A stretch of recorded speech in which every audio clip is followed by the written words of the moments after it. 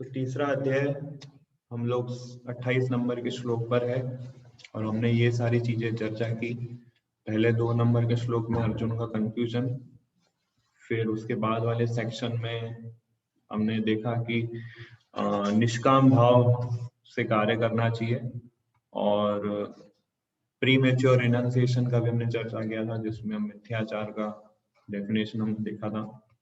फिर उसके बाद वाले सेक्शन में यज्ञ साइकिल ऑफ सैक्रिफाइस हमने चर्चा किया था कि कैसे हर व्यक्ति को यज्ञ करना चाहिए। अगर वो यज्ञ नहीं करेगा, मतलब भगवान की प्रसन्नता के लिए कार्य नहीं करेगा, तो वो कर्म बंधन में फंस जाएगा और भोग लगा के हमें खाना चाहिए। और नहीं, अगर वो भोग ला के हम नहीं खाते तो हम डायरेक्ट पाप ही खा रहे हैं और वो एक चोर की मेंटालिटी है। ये सब हमने चर्चा किया था।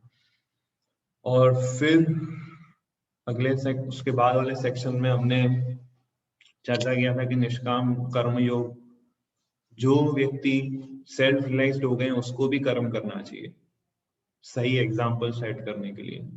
उसमें जनक राजा और इन सब का उदाहरण, और कृष्ण भी स्वयं कार्य कर रहे हैं और कॉमन लोगों को सामने आइडल स्टैंडर्ड प्रस्तुत करने के लिए हमें कार्य करना चाहिए। और उसके अंदर हमने जो थर्ड सेक्शन है, ये वाला 25 से 29 नंबर का श्लोक, इस सेक्शन में हम ये चर्चा कर रहे हैं कि हमें डिटैच होकर कार्य करना चाहिए और जो व्यक्ति अटैच्ड होकर कार्य करता है उसको हमें डिस्टर्ब नहीं करना चाहिए। ये थीम कृष्णा बोल रहे हैं। और जो अटैच होके कार्य कर रहे हैं उनको हम एग्जाम्पल प्रस्तुत करके हमें उनको इंस्पायर करना चाहिए। उनको हमें डिस्टर्ब नहीं करना चाहिए कि आप भी डिटैच होके कार्य करो, नहीं तो वो अपने कार्यों से डिस्टर्ब हो जाएंगे। सो हम लोग देखते हैं आज ये 2 सेक्शन हम आज कवर करने का ट्राई करेंगे 32 नंबर तक इसकी। सो 28 नंबर का श्लोक पढ़िए। हे महाभाव, भक्ति भावमय कर्म तथा सकाम कर्म के भेद को भली भांति जानते हुए जो परम सत्ता इंद्रिय तृप्ति में नहीं लगाता। तो इसमें ये बताया ना कि भक्ति भावमय कर्म और सकाम कर्म, इन दोनों में डिफरेंस समझ के व्यक्ति कार्य करता है। और इंद्रिय और इंद्रिय तृप्ति के लिए कार्य करने वाले को सकाम कर्म बोलते हैं, और कृष्णा की प्रसन्नता के लिए जो कार्य करते हैं उसको भक्ति भावमय कर्म बोलते हैं। सो ये 2 डिफरेंस भगवान इस श्लोक में बता रहे हैं 28 नंबर के श्लोक में। और इसमें जो व्यक्ति मतलब जो लोग भगवान के भक्त हैं वो ये समझ गए हैं कि हर जीव जो है भगवान का अंश है और उसको भगवान की प्रसन्नता के लिए कार्य करना चाहिए। और अगर वो भगवान की प्रसन्नता के लिए कार्य नहीं कर रहा है तो प्रकृति के 3 गुणों में प्रभाव में आ जाता है और उसको कर्म बंधन लगता है उस कार्य का। तो इसलिए पहली लाइन मैंने हाईलाइट की है इस तात्पर्य के अंदर, पढ़िए वो लाइन। परम सत्य को जानने वाला भौतिक संगति में अपनी विषम स्थिति को जानता है। विषम स्थिति मतलब अपनी ऑकवर्ड पोजीशन को समझ चुका है। परम सत्य को जानने वाला व्यक्ति मतलब भगवान के भक्त ये समझ चुके हैं कि हमारी सिचुएशन अभी ऑकवर्ड पोजीशन है बहुत।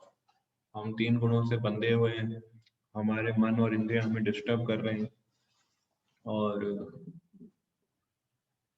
इतना सब भगवत गीता भागवतम श्रवण करने के बाद भी हमारी मन और इंद्रियां एकदम तेज भागती है इंद्रिय तृप्ति की तरफ, बिना कोई आदेश को सोचे समझे एकदम ब्लाइंड मैन की तरह एक से भाग रहे हैं एंजॉयमेंट की तरफ। तो ये हमारी ऑकवर्ड पोजीशन है, तो इसको समझना हमारे लिए बहुत जरूरी है। तो इसलिए कृष्णा कर्म हमें करना चाहिए। कृष्णा कर्म मतलब कृष्णा की प्रसन्नता के लिए। इसलिए इसमें लिखा था ये कि ये अनुभूति रहती है कि मैं किसी कारण से देहात्म बुद्धि में फंस चुका हूँ। अपने अस्तित्व की शुद्ध अवस्था में उससे सारे कार्य भगवान कृष्ण की सेवा में नियोजित कर लेने चाहिए।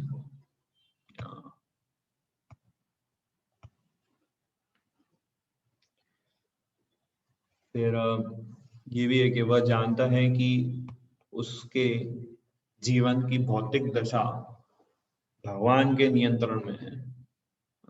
भौतिक दशा हमारी हमारा जो भौतिक जीवन है वो भगवान के नियंत्रण में है।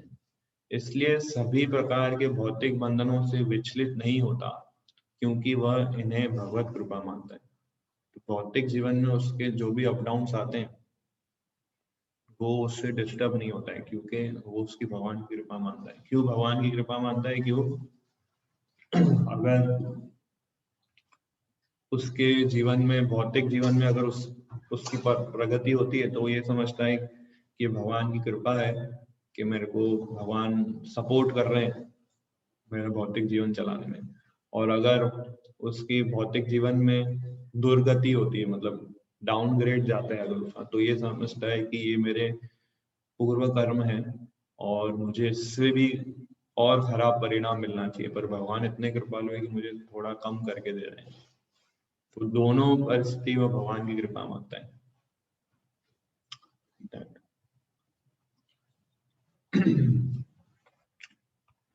इस अगले श्लोक में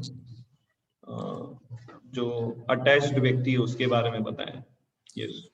माया के गुणों से मोहग्रस्त होने पर अज्ञानी पुरुष पूर्णतया भौतिक कार्यों में संलग्न रहकर उनमें आसक्त हो जाते हैं। यद्यपि उनके ये कार्य उनमें ज्ञानाभाव के कारण अधम होते हैं, किंतु ज्ञानी को चाहिए कि उन्हें विचलित न करें।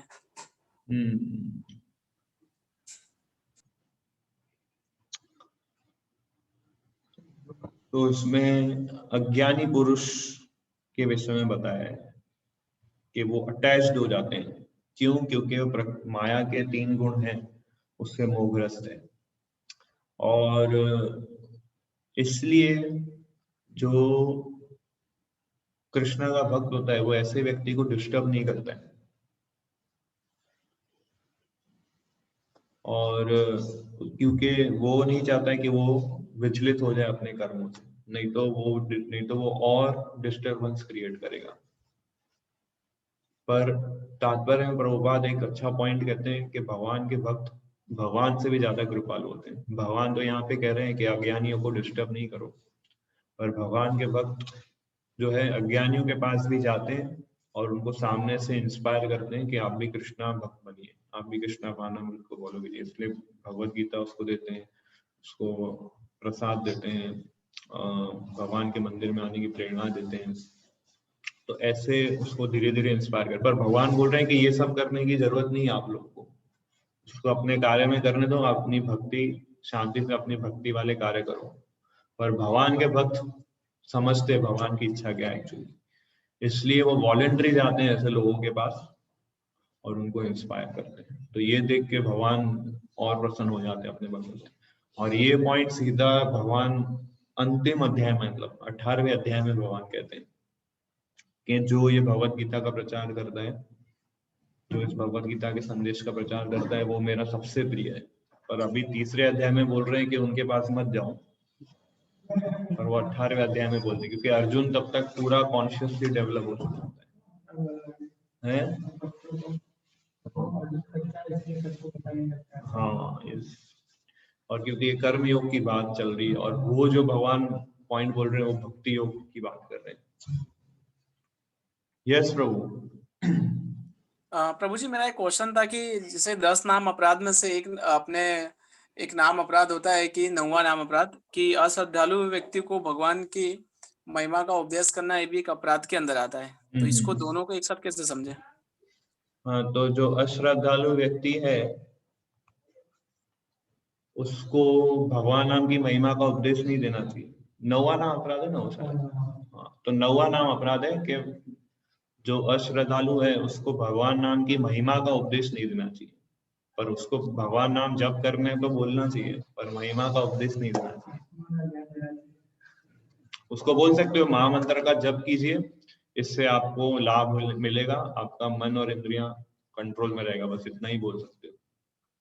अगर आप ये तो बोलोगे, महिमा मतलब, हाँ महिमा मतलब क्या फिर? भगवान नाम की महिमा मतलब उसका उससे होने वाले भगवान नाम की महिमा मतलब कि उसको ये बोलना है कि भगवान नाम इतना शक्तिशाली है कि आप केवल एक कृष्ण का नाम लेते हो तो अनंत जो द्वापर युग और त्रेता युग में जो बड़े बड़े यज्ञ करते हैं उस सबका फल आपको सिर्फ एक कृष्ण नाम लेने से प्राप्त हो जाता है। ये एक एग्जाम्पल है भगवान। तो वो बोलेगा ऐसा कैसे संभव है, खाली मैं कृष्णा बोलूं, लो मैंने बोल दिया कृष्णा, वो ऐसा इस प्रकार से वो अपराध करेगा क्योंकि उसको वो अभी भौतिक स्तर पर है अभी भी। तो इसलिए उनको आध्यात्मिक महिमा का गुणगान नहीं बताना चाहिए। भौतिक महिमा बताइए कि आपका कंसंट्रेशन पावर बढ़ेगा, आपका मेमोरी पावर बढ़ेगा, आपका क्रोध कम होगा, है ना, जिसमें उसको इंटरेस्ट है।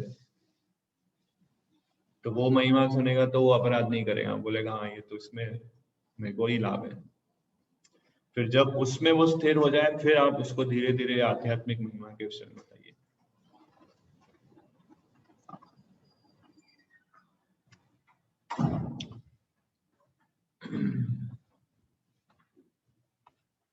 यस, तो जो अज्ञानी पुरुष होते हैं उसके लक्षण प्रभुपाद तात्पर्य में बताते हैं, जो मैंने हाईलाइट किए आप अगर देखेंगे तो पहला है शारीरिक चेतना, वो शरीर के स्तर पर रहता है। दूसरा, शरीर को आत्मा स्वरूप मानता है, वो ये समझता है कि मैं ये शरीर ही हूँ, आत्मा जैसा कुछ नहीं है। तीसरा बताया है कि जो उसके बॉडी से कनेक्टेड जो उसके रिलेटिव्स हैं उसको वो अपना मानता है, बंधुत्व मानता है। और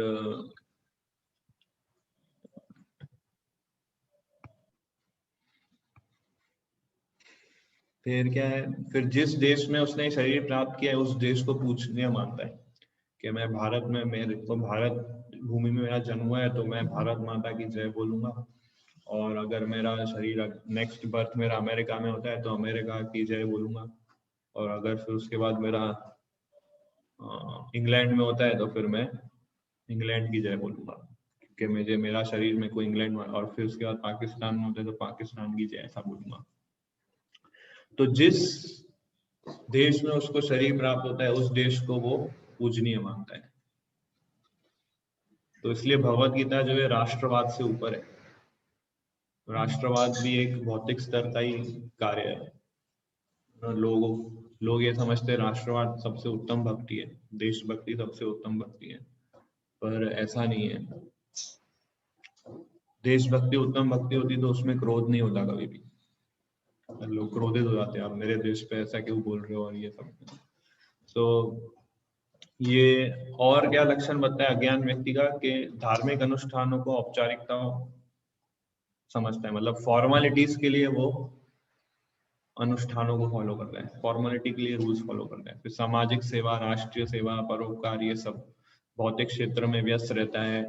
फिर आध्यात्मिक बोध मिथ्या है ये समझता है, उसमें वो रुचि नहीं लेता है। तो ऐसा मोहग्रस्त व्यक्ति अहिंसा जैसे जीवन के मूलभूत नैतिक सिद्धांतों तथा इसी प्रकार के परोपकारी कार्यों में लगे हो सकते हैं। तो ये अज्ञानी पुरुष के लक्षण बताएं, क्योंकि भगवान बोल रहा है ना कि ऐसे अज्ञानी पुरुष को डिस्टर्ब मत करो जाके, क्योंकि वो माया के गुणों से मोहग्रस्त है और वो अटैच्ड है अपने कार्यों से। तो हमें पता होना चाहिए कि ऐसे व्यक्ति कौन है। और उसके बाद ये पॉइंट बोलते हैं, पढ़िए, ये हाईलाइट पॉइंट बहुत इंपॉर्टेंट है। जो लोग अज्ञानी हैं वे कृष्ण भावनामृत के कार्यों को समझ नहीं पाते। अतः भगवान कृष्ण हमें उपदेश देते हैं कि ऐसे लोगों को विचलित न किया जाए और व्यर्थ ही मूल्यवान समय नष्ट न किया जाए। किंतु भगवत भक्त भगवान से भी अधिक दयालु होते हैं, क्योंकि वे भगवान के अभिप्राय को समझते हैं। फलतः वे सभी प्रकार के संकट झेलते हैं, यहाँ तक कि वे इन अज्ञानी पुरुषों के पास जाकर उन्हें कृष्ण भावनामृत के कार्यों में प्रवृत्त करने का प्रयास करते हैं, जो मानव के लिए परम आवश्यक है।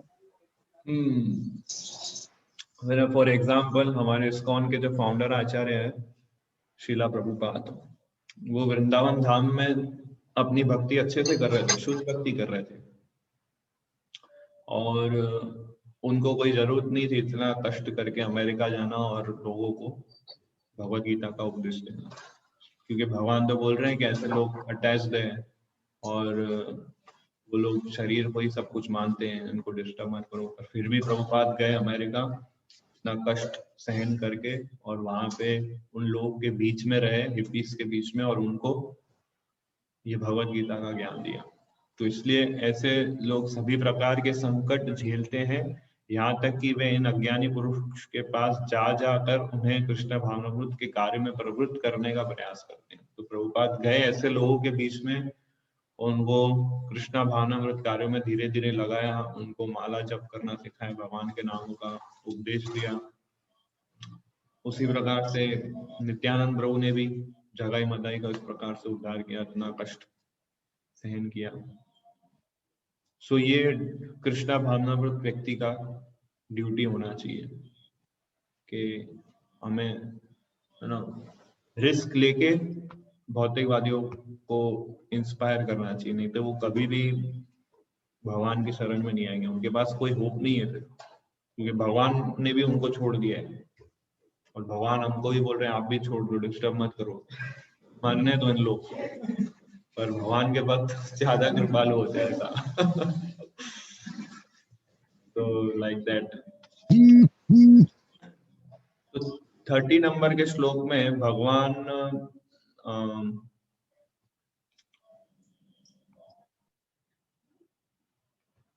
शुद्ध भक्ति के विषय में बताते हैं।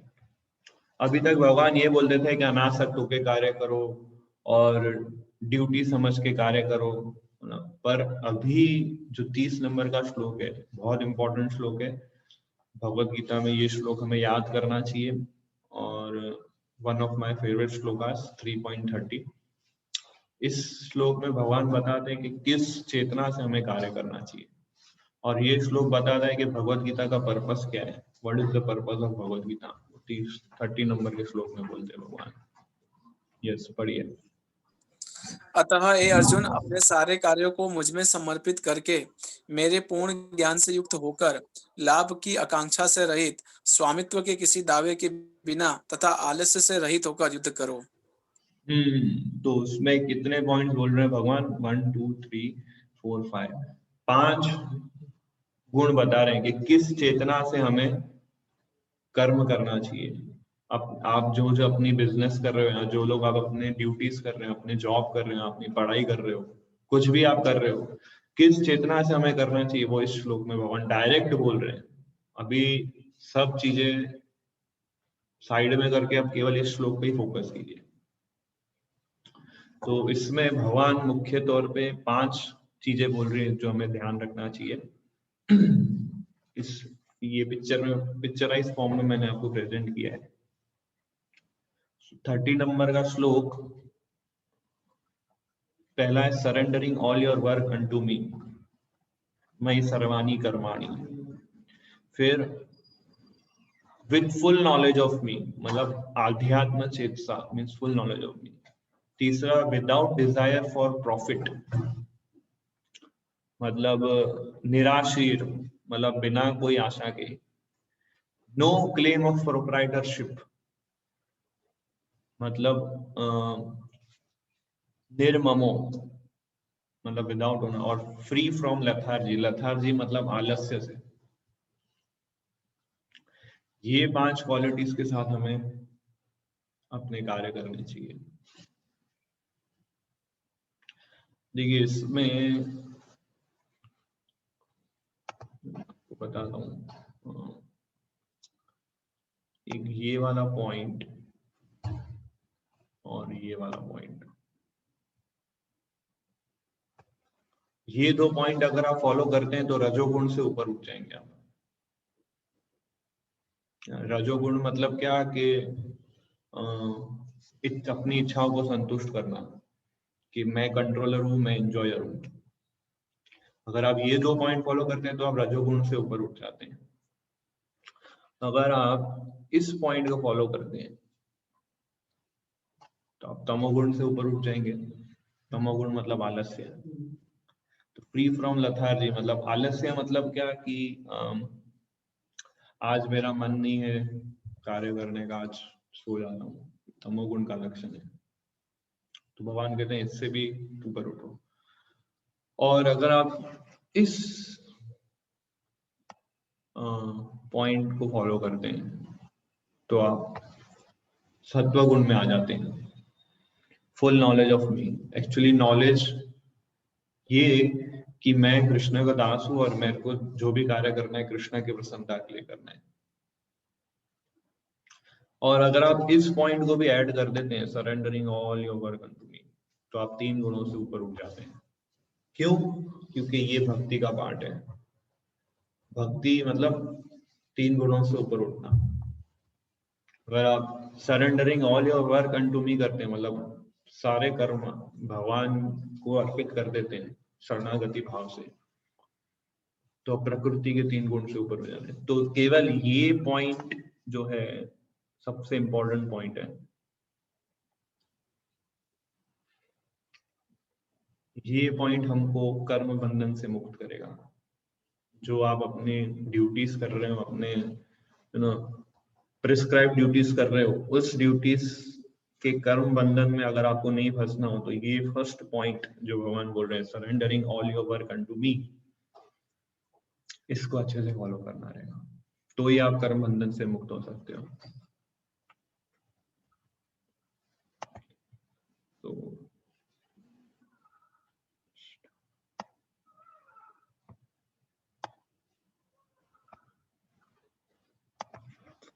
इसका तात्पर्य काफी महत्वपूर्ण है। सो पढ़िए इसका तात्पर्य, हाईलाइट पॉइंट बहुत अच्छा बताया। भगवान की शिक्षा है कि सर्वधर्म पालन के लिए सैन्य अनुशासन के सदस्य पूर्णतया कृष्ण भावना भावित होना आवश्यक है। ऐसे आदेश से कुछ कठिनाई उपस्थित हो सकती है, फिर भी कृष्ण के आश्रित होकर स्वधर्म का पालन करना ही चाहिए, क्योंकि यह जीव की स्वाभाविक स्थिति है। तो इसमें बोल रहे हैं कि ऐसे आदेश से कुछ कठिनाइयां उपस्थित हो सकती है। मतलब अगर हम पूरी कृष्णा भावना मृत चेतना से अगर हम कर्म करेंगे ना, तो बोल रहे हैं कि हमें कुछ डिफिकल्टीज फेस करनी पड़ेगी, पर फिर भी हमें कृष्ण के आश्रित होकर वो ड्यूटीज फुलफिल करनी है। तो ये रजोगुण तमोगुण से हमें ऊपर उठना है इस भाव से कि मुझे क्या है, कितनी भी कठिनाइयां परिस्थिति से गुजरना पड़े, I have to work for the pleasure of Krishna. और ये हर रोज हमें अपने माइंड को समझाना पड़ेगा, क्योंकि माइंड हर रोज हमें क्या बोलेगा कि हमें अपनी प्रसन्नता के लिए कार्य करना चाहिए, हम भोक्ता है, हम कंट्रोलर है, हम नियंत्रण है। तो मन हमेशा हमको उस डायरेक्शन में ही ले जाएगा, पर हमें मन को फिर से पकड़ के उसको सुबह सुबह पहले ये रीडिंग करवाना है और फिर उसको कार्य में लगाना है, तो वो अच्छे भाव से कार्य कर पाएंगे। सो ये रेगुलर प्रैक्टिस हमें करनी पड़ेगी। जैसे मिलिट्री में लोग है ना अनुशासन से एवरीडे डिसिप्लिन के साथ कार्य करते हैं ना, उस भाव से हमें इसको करना पड़ेगा। लाइक अ मिलिट्री, जैसे इसमें लिखा ना, स्वधर्म पालन के लिए सैन्य अनुशासन, मतलब मिलिट्री डिसिप्लिन चाहिए इसके लिए। यस, इसमें लिखा है परमेश्वर की इच्छा के लिए मनुष्य को सर्वस्व की बलि करनी होती है, और साथ ही स्वामित्व जताए बिना स्वधर्म का पालन करना चाहिए। तो उसके बाद परपोर्ट में प्रभुपाद एक एक पॉइंट को एक्सप्लेन कर रहे हैं जो 5 गुण हैं इसके अंदर, है ना, वो सारे गुणों को उसमें प्रभुपाद एक्सप्लेन करते हैं। वो आप सेल्फ एक्सप्लेनेटरी, आप इसको पढ़ेंगे आपको समझ में आ जाएगा। तो ये 5 क्वालिटीज हमें हमेशा फोकस में रख के, आप कोई भी कार्य करें, ये 5 क्वालिटीज को ध्यान में रख के कार्य करें। Full knowledge of me, like that.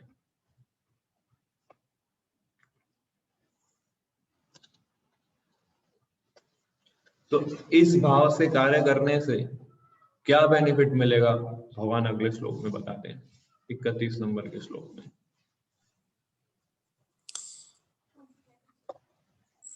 पढ़िए।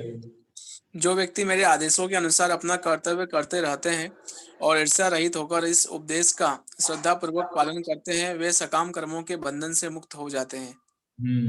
तो ऐसे लोग ही सकाम कर्म के बंधन से मुक्त हो सकते हैं, अदरवाइज बहुत डिफिकल्ट है। देखिए हमारे शास्त्र हमको बताते हैं कि आत्मा यानी कि हमारी स्वाभाविक स्थिति क्या है, सेवा करना। और प्रभुपाद इस पॉइंट पे बहुत फोकस करते थे कि इस दुनिया में ऐसा कोई व्यक्ति नहीं है जो ये बोले कि मैं कोई सेवा नहीं कर रहा हूँ, मैं किसी की सेवा नहीं कर रहा हूँ, ऐसा कोई व्यक्ति नहीं है। हमने जीएसटी सेक्शन में भी चर्चा किया था कि हर एक व्यक्ति जो है किसी ना किसी का दास है, किसी ना किसी की सेवा कर रहे हैं। अगर आप समझते हो कि प्राइम मिनिस्टर राजा है इस देश का, तो वो राजा नहीं है, वो प्रजा का दास है। जैसे प्रजा बोलती है ऐसा उसको करना पड़ता, नहीं तो उसको वोट नहीं मिलेगा। तो इस प्रकार से वो एक्चुअल में वो दास है, एक्चुअल में वो सेवक है। पर वो अगर ऐसा बोले नहीं आई एम द किंग, तो वो इल्यूजन है उसका। उसी तरह घर का जो चलाने वाला, घर चलाने वाला जो व्यक्ति है, जो हस्बैंड है, वो ये सोचता है कि आई एम द मास्टर, मैं इस घर को चला रहा हूँ। नहीं, पर वो अपने पत्नी का, अपने बच्चों का दास है, उनकी सेवा के लिए वो कार्य कर रहा है। और वो पर इल्यूजन में आके क्या समझता है कि मैं कंट्रोलर हूँ, मैं हेड हूँ और मैं सबको चला रहा हूँ। पर एक्चुअली वो अटैच्ड है और अपने बीवी बच्चों से आसक्त होकर वो कार्य कर रहे हैं, इसलिए वो उनका दास बन जाता है। पर वो इल्यूजन में आके सोचता है कि I am the master, I am enjoyer. तो प्रभुपाद कहते थे कि अगर हर व्यक्ति दास है, उसको किसी ना किसी की सेवा करनी है, तो जो इंटेलिजेंट व्यक्ति है वो ये सोचता है कि क्यों ना मैं फिर भगवान की सेवा क्यों ना करूं। अगर हम दास ही है, चाहे हम कितने भी भौतिक स्तर पे ऊपर आ जाएं, हम दास ही रहने वाले हैं, तो क्यों ना मैं कृष्णा क्या दास बन जाऊं और उन्हीं की सेवा करूं। इसको ज्ञान की पूर्णता बोलते हैं। This is the perfection of knowledge, कि I am the servant of Krishna. यहाँ पे चैतन्य चरितामृत में भी कृष्णदास कविराज गोस्वामी बताते हैं कि एकल ईश्वर कृष्ण आर्ष भृत्य, कि केवल कृष्ण ही पूर्ण पुरुषोत्तम भगवान है और सब सब सब बाकी जितने भी जीव हैं वो सब उनके दास हैं। बट इल्यूजन में आके हम समझते हैं कि आई एम द मास्टर, कि मैं जॉयर हूँ, आई एम द मास्टर। वो इल्यूजन में आके हम लोग ऐसा सोचते हैं।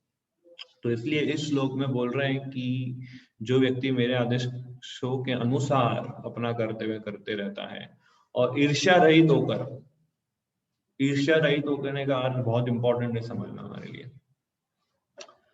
ईर्ष्या मतलब क्या? भगवान से ईर्ष्या। हमें तो ऐसा लगेगा कि अरे हम तो रोज भगवत गीता पढ़ते हैं, भगवत गीता का क्लास अटेंड करते हैं, तो हम कैसे भगवान से ईर्ष्या करते हैं? पर हम भी ईर्ष्या कर रहे हैं भगवान से। कैसे? क्योंकि देखिए, अगर ये एक नियम है, कोई भी व्यक्ति के अंदर उसको एंजॉयर बनने की अगर इच्छा है, किसी चीज को भोग करने की इच्छा है, मीन्स वो भगवान से ईर्ष्या कर रहे हैं। क्योंकि भगवान बोलते हैं I am the enjoyer, I am the controller, है ना? ये भगवान बोलते हैं स्पष्ट गीता में। और वो खाली बोल नहीं रहे, वो प्रूव भी किया उन्होंने। हम अगर ये दावा करें कि I am also enjoyer, I am also controller, तो फिर इसका मतलब क्या है कि हम ईर्ष्या कर रहे हैं भगवान से। भले हम भगवत गीता पढ़ रहे हैं, भले हम मंदिर जा रहे हैं, भले हम माला जप कर रहे हैं, भले हम नियमों का पालन कर रहे हैं, हमारे अंदर ये करंट तो है अभी भी कि मैं इंजॉयर हूँ और मैं इंद्रियों को तृप्त करूं किसी न किसी रूप में। तो हम भी ईर्ष्या कर रहे हैं कहीं ना कहीं। इसलिए भगवान ऐसा बोल रहे हैं, ईर्ष्या रहित होकर इस उपदेश का श्रद्धा पूर्वक पालन करते हैं। सो हमें इंटरनली अपनी चेतना में बहुत वर्क करना पड़ेगा। खाली एक्सटर्नली इंद्रियों को एंगेज करने से उतना लाभ नहीं होगा, पर इंटरनली हमारे माइंड को भी, हमें हमारी चेतना के ऊपर भी हमें वर्क करना पड़ेगा।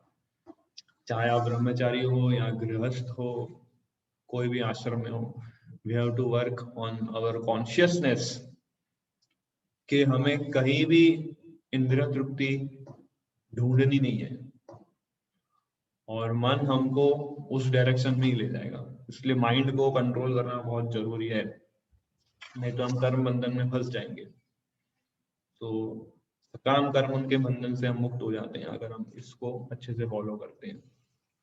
तो इसमें होप गिविंग एक पॉइंट प्रभुपाद लिखते हैं तात्पर्य के अंदर, बहुत अच्छा पॉइंट एक लिखते हैं, ध्यान से सुनिए, ये सब हमारे लिए ये पॉइंट है, क्योंकि हम अभी शुद्ध भक्ति तक शुद्ध पहुंचे नहीं है और मन भी हमें डिस्टर्ब कर रहा है भक्ति करते करते। तो हमारे लिए होप क्या है वो प्रभुपाद तात्पर्य में करते हैं, पढ़िए इसको।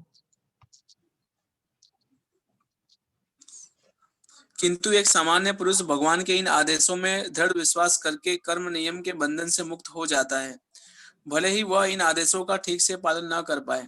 कृष्ण भावनामृत के प्रारंभ में भले ही कृष्ण के आदेशों का पूर्णतः पालन न हो पाए, किंतु चूंकि मनुष्य इस समय इस नियम से रुष्ट नहीं होता और पराजय तथा निराशा का विचार किए बिना निष्ठापूर्वक कार्य करता है, अतः वह विशुद्ध कृष्ण भावनामृत को प्राप्त होता है। तो शुरुआत में हम अच्छे से कृष्णा के उपदेशों का पालन नहीं कर पाएंगे, क्योंकि हमारी कंडीशनिंग नेचर है वो।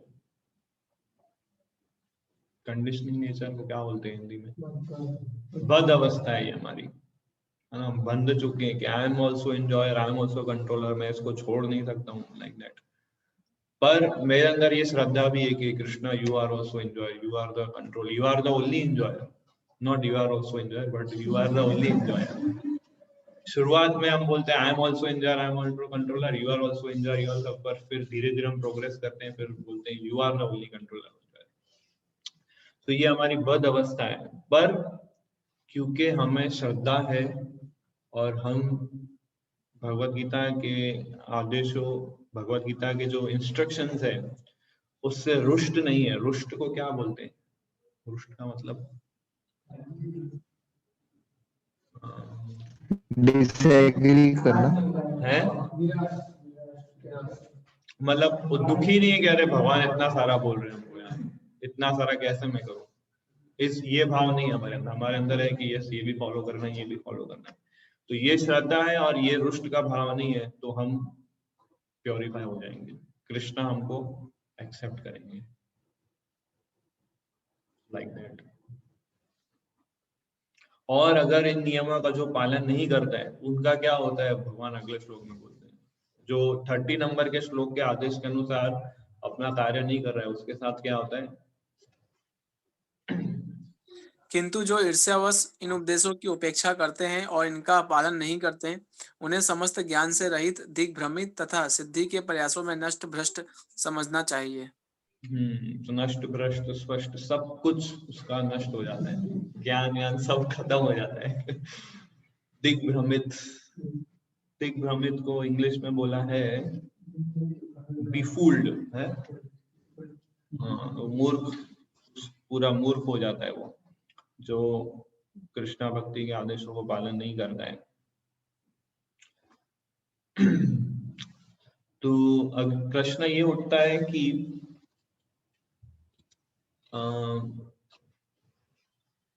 जो जीव माया में है उसको पता है कि अगर मैं इन आदेशों का पालन नहीं करूंगा तो ये सब होगा मेरे साथ, नष्ट और भ्रष्ट और ज्ञान, समस्त ज्ञान से रहित हो जाऊंगा, है ना। उसको डर नहीं लगता है फिर भी भगवान के अगेंस्ट जाने में। मायाबद्ध जीव को इतना डर नहीं लगता है, इतना कंसर्न फील नहीं होता है कि मैं कृष्णा चेतना होके कार्य करूं। तो वो डर क्यों नहीं लगता है, क्यों वही कार्य वो करता रहता है, भगवान नेक्स्ट श्लोक में बोल रहे हैं, 33 नंबर के श्लोक में।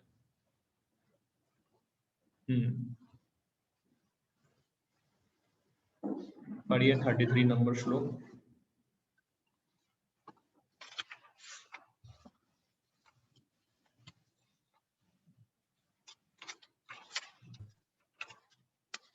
पढ़ो आप 33।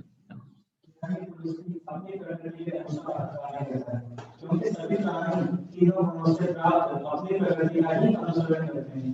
मतलब मन से क्या हो सकता है? तो हर व्यक्ति जो है प्रकृति के अनुसार कार्य करता है, प्रकृति के 3 प्रभाव गुणों के प्रभाव में कार्य करता है। तो उसको रोक कौन सकता है?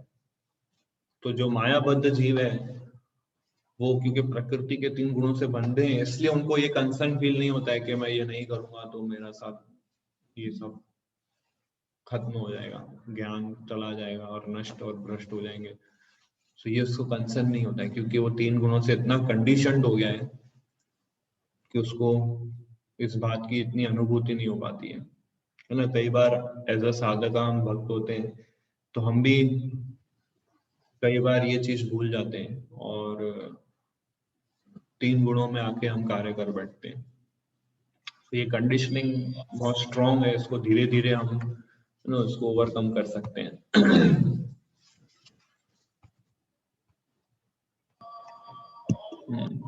सो इसमें ये जो हाईलाइट पॉइंट है वेरी इंपॉर्टेंट हमारे लिए खास, कि इतना ज्ञान लेने पर भी, भौतिक ज्ञान लेने पर भी हम ना कर नहीं पाते। इसको ये पढ़ सकता है हाईलाइट पॉइंट।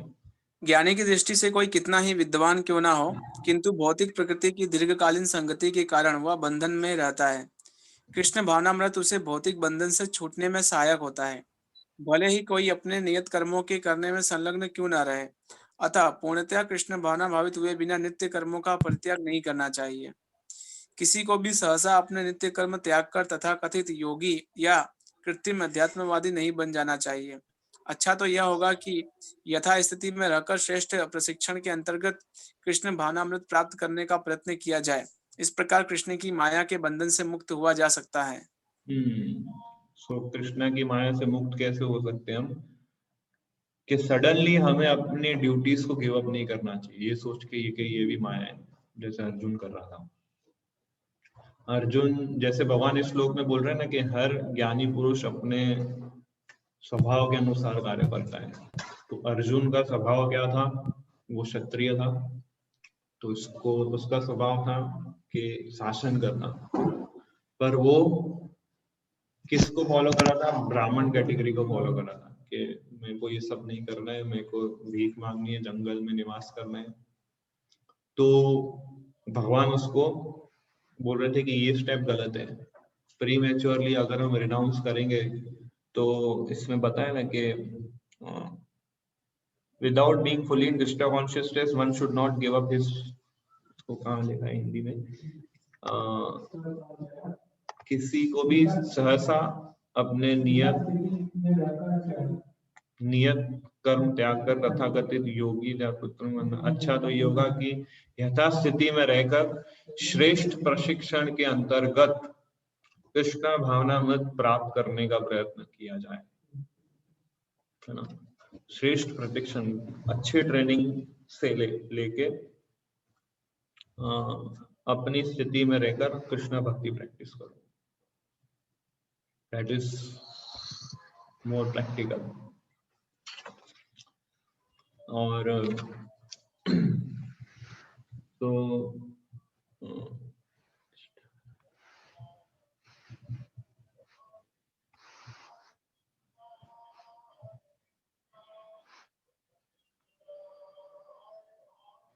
ये जो आप चार्ट देख रहे हैं, हम लोग 30 से 32 नंबर के श्लोक में बोल रहे हैं भगवान working for Krishna and results of following and not following his order.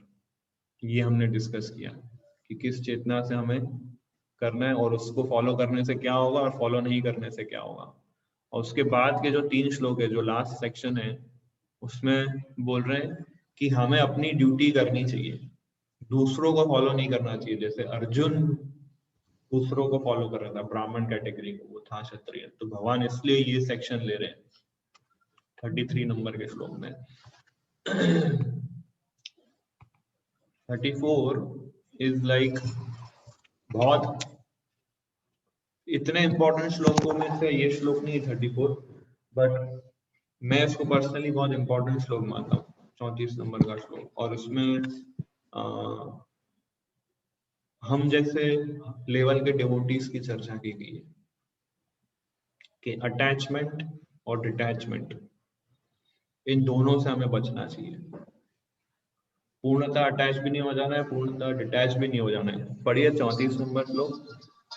प्रत्येक इंद्रिय तथा उसके विषय से संबंधित राग द्वेष को व्यवस्थित करने के नियम होते हैं। मनुष्य को ऐसे राग तथा द्वेष के वशीभूत नहीं होना चाहिए, क्योंकि ये आत्म साक्षात्कार के मार्ग में अवरोधक है। इसका तात्पर्य बहुत इंपॉर्टेंट है, एक एक लाइन इस तात्पर्य की इंपॉर्टेंट है, क्योंकि वो हमें बताते हैं एक एक पॉइंट। सो इस श्लोक के तात्पर्य को हम नेक्स्ट टाइम लेंगे, ये काफी थोड़ा लंबा तात्पर्य है और एक एक पॉइंट हम इसको समझने का प्रयास करेंगे कि क्या बोल रहे हैं। सो किसी का कोई प्रश्न है तो पूछ सकते हैं।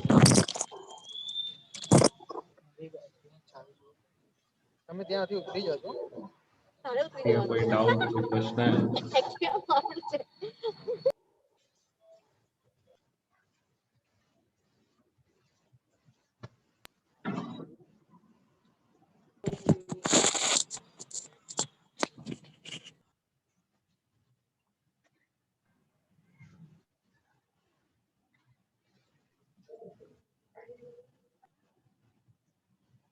कोई प्रश्न किसी को जो हमने चर्चा किया अभी तक?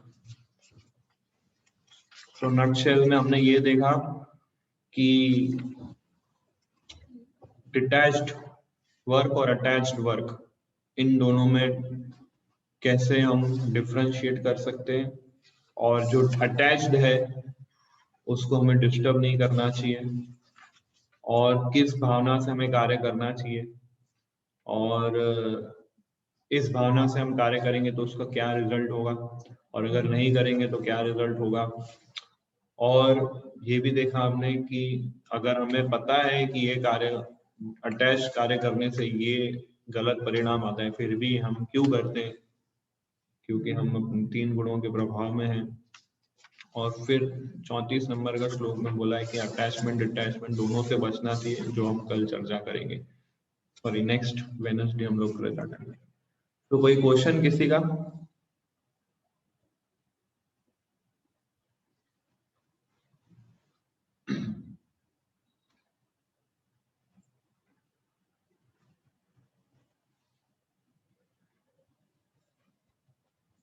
ओके, तो थैंक यू वेरी मच। हम लोग मिलेंगे नेक्स्ट वेडनेसडे।